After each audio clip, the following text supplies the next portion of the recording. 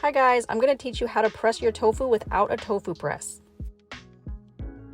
In case you don't know, this is what a tofu press looks like. They come in all different kinds, but it's not necessary to press your tofu with this special fancy dancy gadget. It looks cool and everything, but if you're new to plant-based eating or using tofu, I'd suggest using the method I'm about to show you. So the first thing you want to do is take your container of tofu, drain all the liquid out of it, then take your block of tofu, put it on a plate with paper towels underneath.